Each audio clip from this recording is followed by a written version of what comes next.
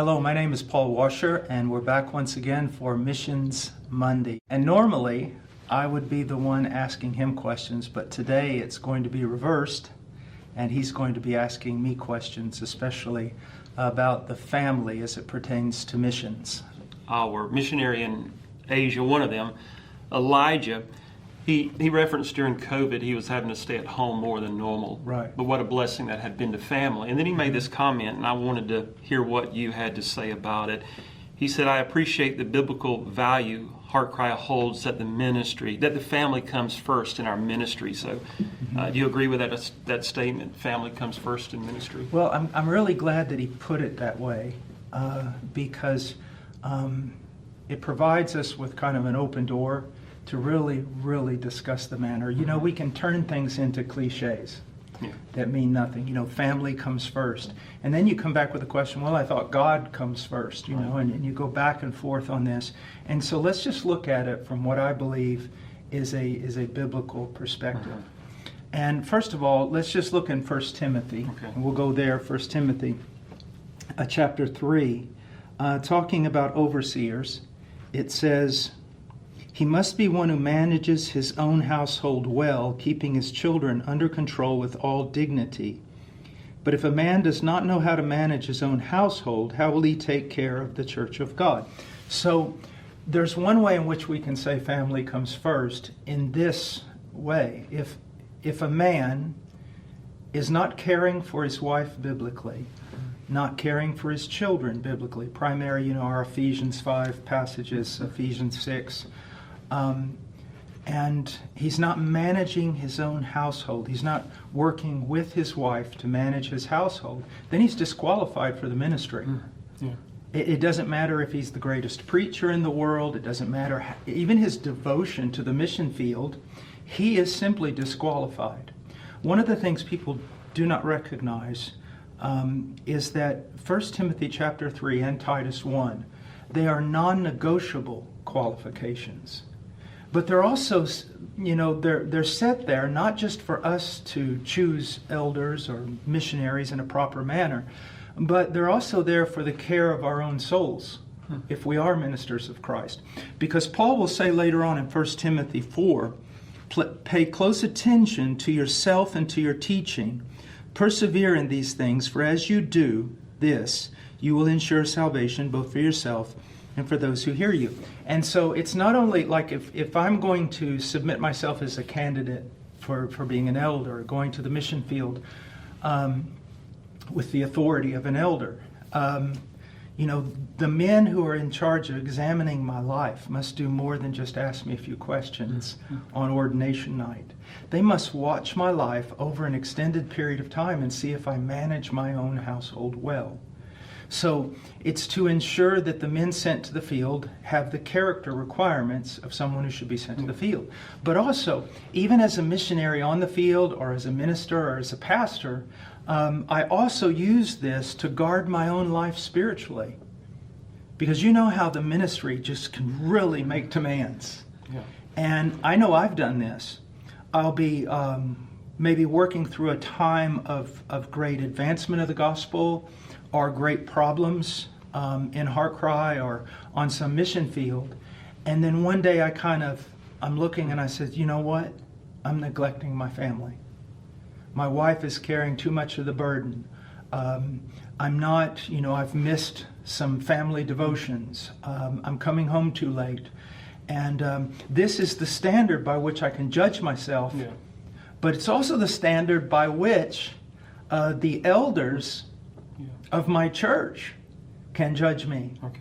And you know, let's say I'm working in HeartCry and let's say that I'm faithful and I'm trying to spread the gospel, but my elders, they may be watching my life over a period of time and going, you know what? Paul is spending far too much time traveling and we need to cut him back. Because it's not that family takes precedent over the Great Commission, but it is one aspect of the will of God that we must fulfill in order to qualify for the ministry. Now, I want to say something else that I think is really important. And you and I are kind of old school. Okay, we're old enough to be old school. So we grew up in churches where, it was sacrifice everything for the cause of Christ. Yeah. But I knew men who really, they didn't just say that. They just didn't talk about the glory of God. They sacrificed. Yeah. But there was also sometimes a very wrong badge of honor that, sacrifice your family for the sake I've seen that. of the ministry. I've even been to some places in the world where if you didn't do that, you were considered unfaithful minister. And so there is a passage in the Bible that has been very, very helpful, extremely helpful for me. And it's in Romans chapter 12 and verse 2. It says, "Do not be conformed to this world, but be transformed by the renewing of your mind, so that you may prove what the will of God is." So the renewing of my mind, even though it can come through worshiping, it can come through fellowship in the church, we all believe that the greatest means of renewing the mind is through the study of God's Word. So how do we know or prove what the will of God is? It is through a constant renewing our mind in that which is written. Mm-hmm. But look what it says about the will of God. It is good, it's acceptable, and it's perfect. So if I make a circle out of these three characteristics, whatever is outside of that circle is not the will of God. If it's not good, if it's not healthy and sound for my spiritual growth, you see, and then if it's not acceptable. Now, not necessarily acceptable to me or acceptable to my culture, but acceptable to God, according to what He's revealed in His Word.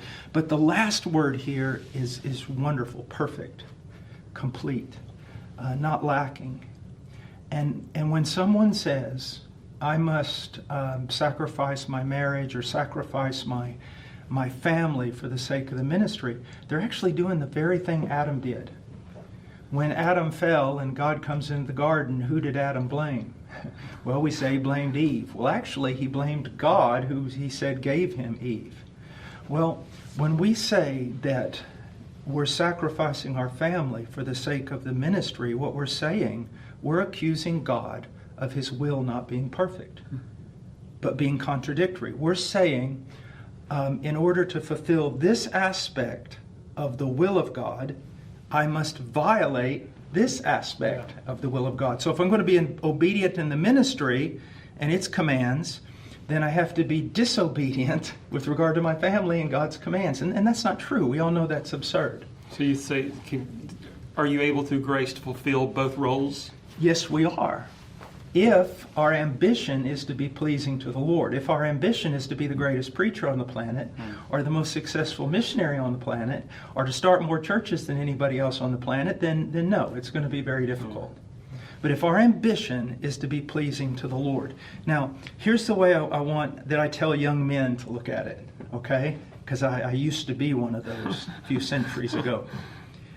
Before a young man is married, if he wants to work 18 hours a day in the ministry and sleep 6, go for it.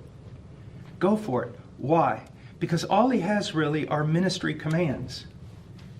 He is dead to the commands with regard to a wife. He's dead to the commands with regard to children because he doesn't have a wife or children. So yes, you're free. Go ahead. Use all your time for the ministry.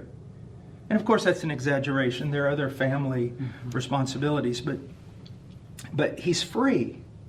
But the moment he takes on a wife, there are commandments regarding a wife that he is to fulfill if his ambition is to please God.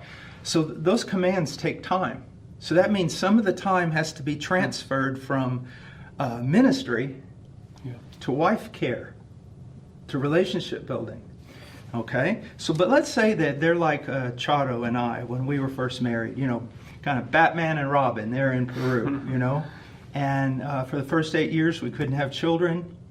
There was a sense in which both of us were very free because my wife was in the ministry with me. So, we did things together and all sorts of things, but we still had copious amounts of time for the ministry, and that was God's will. Why? We were dead to the commands that had to do with raising children. Okay? Now, when the first child came along, some time had to be allocated. If I'm being biblical with my wife before the child comes along, and that child comes along, I can't take these hours that were given to my wife and give to the child. That's a temptation. I must also say, I need to spend time with this child. Yeah. And then if there's another child, and if there's another child. But you see, we can rest in God's providence. Here in the West, and it's sickening, and it's destroyed much good. It's the idea of what is a success. And people think today, well, the success is the missionary who planted so many churches or started a missionary organization or a pastor of 3,000 people or a conference speaker, author. None of that's true. I mean, none of it's true. The success is the man who does the will of God in the context of God's providence. And so I don't have to, concern myself with how many churches did I plant or how many sermons did I preach. I have to concern myself as, have I been submissive to the Scriptures in the different contexts of my life that have been ordained by God's providence? Okay. And man, you can rest in that. You can rest in that. So when we talk about putting marriage first over ministry, it's really just giving them both their place within the context of God's will and our calling. Okay. Yeah. So you mentioned your wife on the mission field with you and how y'all work together. So do you believe that a wife receives a call to missions, or is her call to primarily follow the loving leadership of the husband to the mission field? Well, now that is a very, very important question. I won't say it's difficult, but it is very important, and it needs to be dealt with very carefully. First of all, there's no problem if the man has an earnestness or a calling to the ministry, and the wife has a similar earnestness and calling to the ministry, and they both go off together. Yeah. So we can put that to one side. But let's look at, what if there's some sort of the man he senses a special calling, and now we need to look at the wife. First of all, we need to understand something. And I tell this to young girls all the time. I hear them being told, your husband completes you, And I say, well, if your husband can complete you, you're not a Christian. And people go, what are you talking about? And, I'm a Christian. Mm-hmm. My heart has been enlarged. My wife is a Christian. Her heart has been enlarged. Her heart has been enlarged to such a degree that I can't complete her. Yeah. I cannot complete her. There's only one who can complete her, and that is Jesus Christ. Yeah. You see? Yeah. And that I think I'm going to assume that role. I have been married for many years, so I not only know from Scripture, but from experience, there is only one who can complete my wife. Next, I am not a mediator between my wife and God. My wife is a child of God in her own right. Mm-hmm. Thirdly, because of my belief, my theological belief about men and women, sometimes it upsets me when I see men will get together and when they have a conference, it's conference on the Trinity or John Owen's view of Christology or the doctrine of justification or the character of God or something. Yeah. And then it seems to me like so many things that are offered to women are non-theological. Yeah. It's like, okay, we're going to have a conference on if the world gives you lemons, learn how to make lemonade. And what you have to understand is I've always believed, I have no choice. I believe that my wife is a child of God, and she grows the same way that I grow. She grows theologically. She grows doctrinally. There is no truth that I need that she doesn't need, and vice versa. And she needs, the attributes of God, the knowledge of God, the will of God. She needs to grow in those things. So, being married to a woman who is a Christian, being married to a woman who has grown theologically. Like I remember one time I was studying the book of Proverbs, And if I wander a bit, it's okay. The subject's important. Studying the book of Proverbs, chapter 31, and I was like, this is superwoman, And my wife was saying, she came over, she said, so what are you looking at? And I said, well, I'm looking at Proverbs 31, but I'm trying to get my mind around it. This is a superwoman. And she said, well, let me get my tea and sit down and I'll straighten you out on this. It's like, you're not understanding the passage. This isn't one day in this woman's life. This is her whole life laid before us. Yeah. And there's different categories in here. So a woman needs to grow theologically so that when her husband talks to her about a call, she's not just, he heard something, but I'm sitting down with another Christian in whom I greatly trust and who I believe has a great deal of wisdom. Now, so if both of them have a call, wonderful. Yeah. Then let's take the other extreme. We know of cases in church history where the man sensed an extraordinary call and the woman basically, I don't want to exaggerate, but suffered greatly on the mission field. I have real doubts about that. Yeah. Real doubts. Why? Because I'm telling men to deny their call? Not at all. I'm saying there's some red flags there with regard to the providence of God. If in God's providence He's had you marry a certain woman and that woman marry you, and there is just this complete opposition with regard to something. I know that when I have sometimes thought I might go in a certain direction and go to my number one, go to my wife, as my wife would go to me if she felt we needed to go in a different direction. And when there is no compatibility in our opinions, that's a red flag for me. That is because I trust. You say, well, are you trusting in your wife over? No, I'm trusting in God's providence who happened to give me this wife. So let's eliminate that because that just shoots up a lot of red flags. But one of the things that we find is where a man senses a call to the mission field and a woman doesn't necessarily sense the call, the wife, or doesn't sense it to the same degree, let's say. But then when we get to that category, there's a right and wrong way of approaching it. The wrong way is well, you just need to go. It's your husband, you need to go. And I think that's approaching it from a really wrong and unbiblical manner.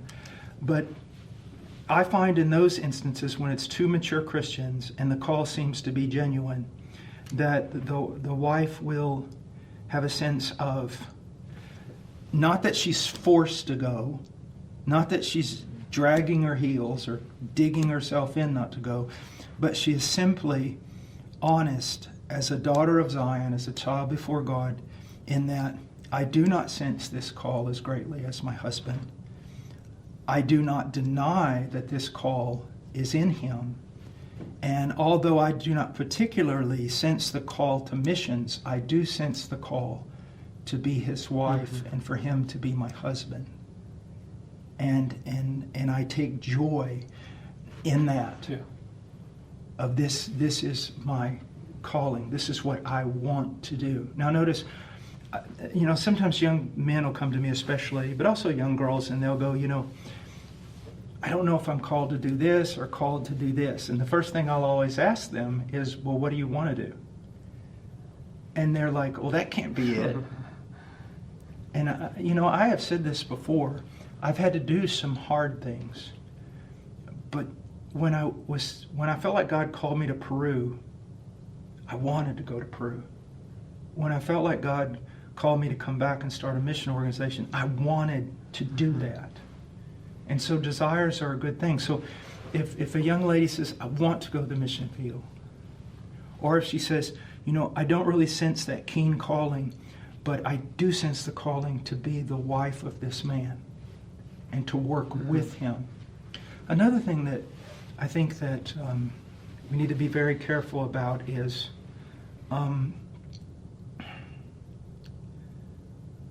my wife has grown a great deal theologically. is a really good teacher, is really, really wise. If I were to point out who's the most gullible of us, it would be me. And I depend on her a lot. And oftentimes she's asked, will you come and teach, or will you come and do this? And even though I'm almost 60, I still have a 4-year-old in the house, and along with others. And she always says, there'll be a time for that. But like in Proverbs 31, this is my time to take care of my children. But it's what she wants to do. And as a husband, I'll always say to her, we'll sit down at times and talk, and I'll go, have any wants or desires changed? I mean, is there anything I can do more with the children to free you up? You like photography, you like this, you like that. Do you need to study more? Do you want to spend some time doing ministry? And so we need to check back all the time. And so, sometimes I guess I really find it hard, this great big battle that people fight with regard to marriage and leadership. I believe that I am to lead my home, and I believe I'm to do it not like Caesar, but like Jesus, and I'm to do it primarily by my example and my teaching of the Scriptures. But I honestly can tell you, I can't think of one major decision that I've made for my family, that I made for my family, that my wife and I didn't make together. And,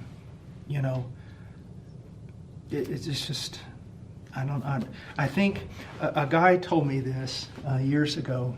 It was years ago when I was just getting married, and it was some of the best advice I ever received. He said, imagine you and your wife imagine a bicycle wheel with the axis in the middle, and then imagine the spokes that are wide out here, and as they come toward the center, they narrow and come closer and closer together.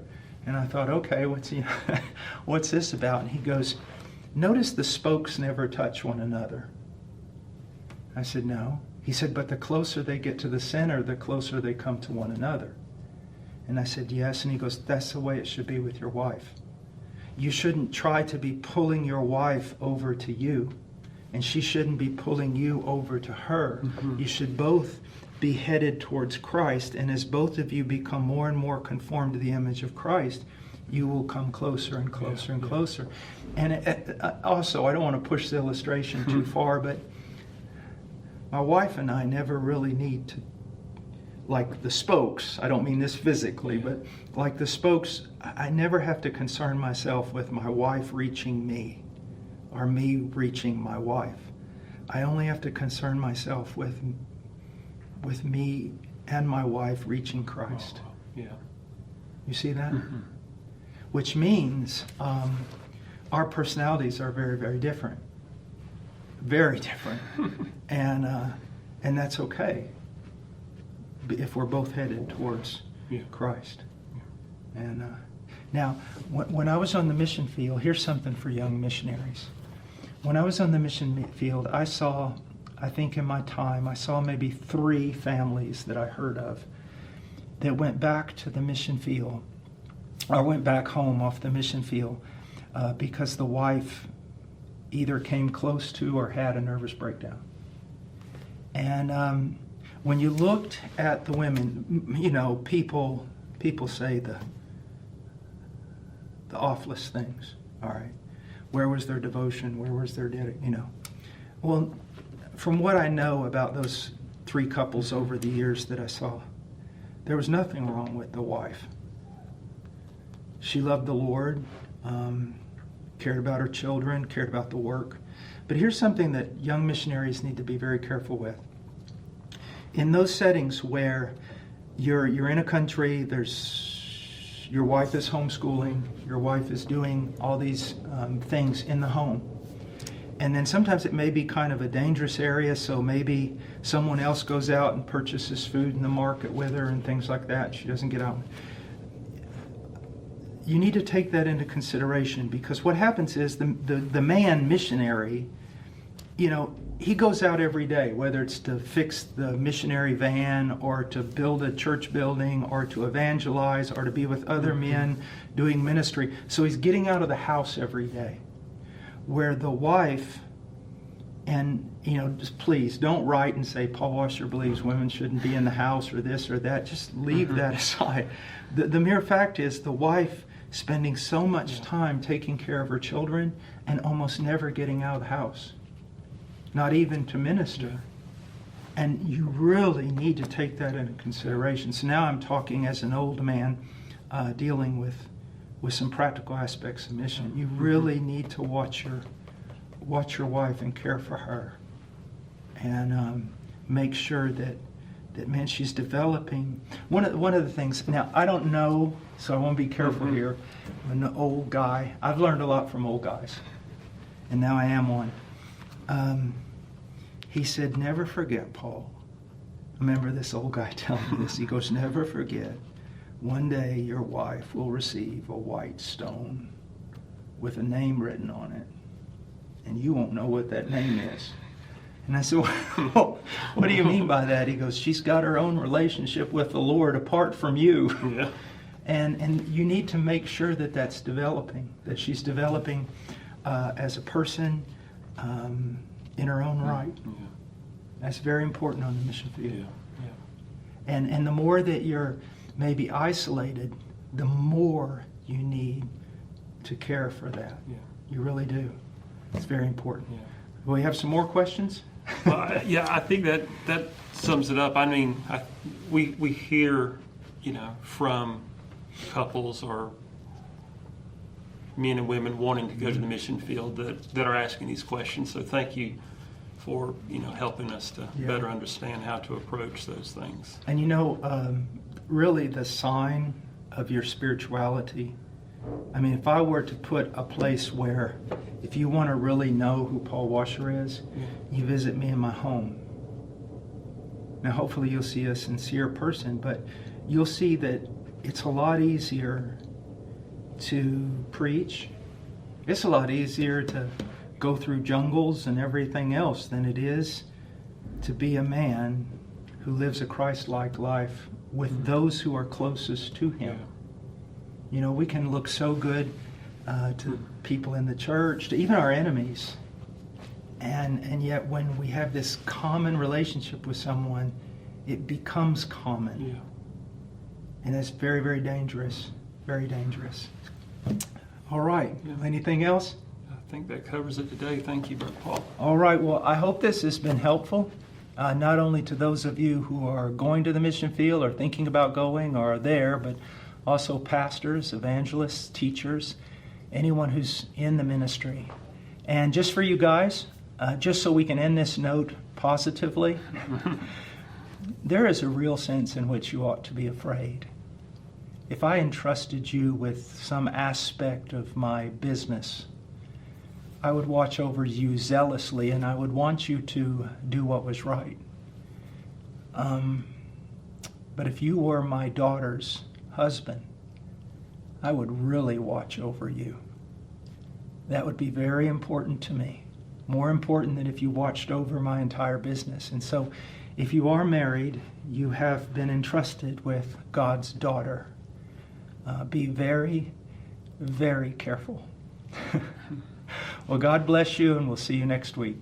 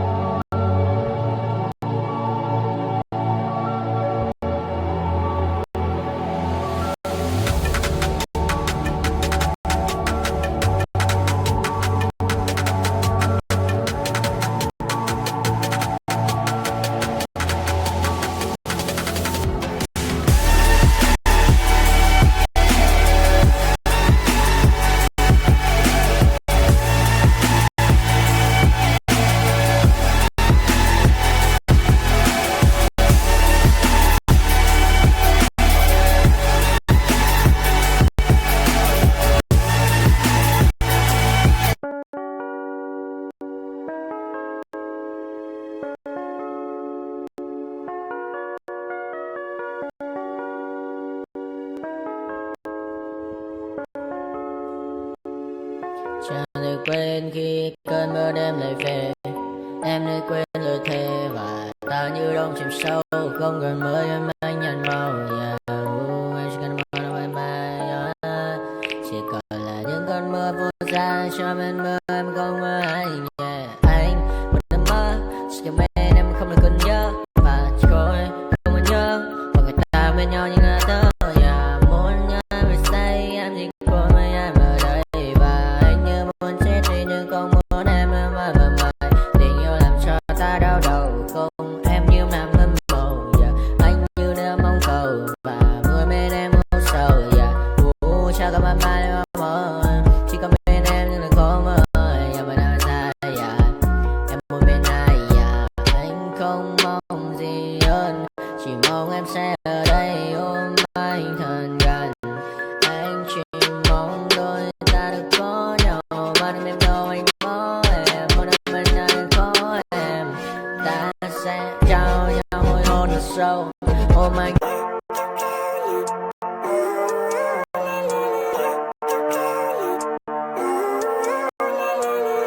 Living life every day, late at night, not okay. All I want, and I pray, all I need are some better days. Fuck me, I'm looking in the mirror, so foggy, but I've never seen clearer. I don't really think anyone can save me, and honestly, I'm not really sure I want saving. I like to be my own worst enemy. There's no risk if you don't try at anything, so I'ma just keep buying everything. See you in the next life, to be a better me. I don't think that my head's on straight. Gotta flip it and grip it and go and get an x-ray. What's wrong with me? I just feel weight pushing on my chest and it squeezes till I suffocate. Better change my mindset, meditate. It's pretty cool that I'm alive and have better days. I could walk, see, hear, I should celebrate. Think I could change my mind, maybe elevate. Living life, every day, late at night, not okay. All I want, and I pray, all I need are some better days. Yeah, all I need are some better days. Cause all I want, and I pray, I believe in the better days. I'm kinda stuck between a rock and a hard place. Do I work hard or live at my pace? You're only young once, yeah that's all great, but I also want a future where I'm okay. Living life is doing lots of cocaine. Wait no, it's living with no shame. Wait no, it's sleeping in on Sundays. I guess it's different for each of us and that's okay. Well I just wanna be happy, how to get there? Glad that you asked me. I think it's different for everyone. Some of us need work, others need fun. Some of us need purpose to overcome. But try to do what you love when it's said and done. Cause there's so many differences in each of us. Trust your gut, it can show you what you want. Living life, every day, late at night, not okay. All I want, and I pray, all I need are some better days.